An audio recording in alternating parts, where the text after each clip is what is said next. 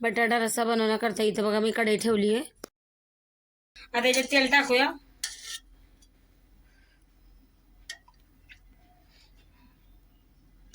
आता तेल गरम झालं का त्याच्यात जिरे मोहरे टाकायचे. त्याच्यात बघा आता जिरे मोहरे घेतले मी, हे टाकूया. इथे मी 2 कांदे घेतले तसे बारीक चिरून, हे पण टाकते. कांदे आपल्याला चांगले परतून घ्यायचे. इथे बघा कांदा आता हलकासा परतलाय.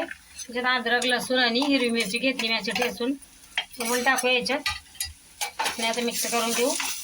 इथे बघा मी 2 टमाटे असे बारीक चिरून घेतलेले बी टाकूया आणि टमाटे आपल्याला चांगले मऊ होऊ द्यायचे. तोऱ्यांना असं परतून घेऊ आपण. आता टमाटे बी हलकेसे परतून घेतले. त्याच्यात मसाला घेतलाय मी, हळद, धनिया पावडर, गरम मसाला, लाल मिरची पण टाकूया.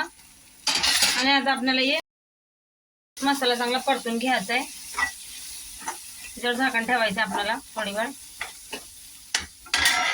हे बघा मसाला चांगला आपण परतून घेतलाय तेलामध्ये. आता त्याच्यात उकडलेले बटाटे ते पण टाकूया. याच्या असे मी फोडी करून घेतल्यात, हे पण टाकू.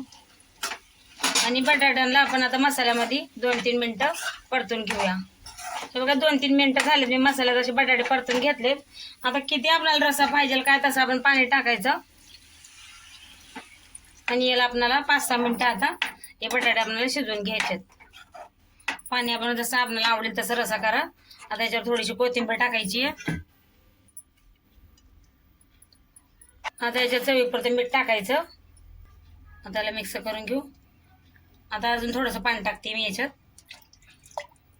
भाजीला बघा आता मस्त उकळी आली आहे. झाले 5-6 मिनटं. तुम्हाला जसं रस्सा पाहिजे तसं तुम्ही भाजी शिजवू शकता. मी अजून 2-3 मिनटं होऊ देणार आहे.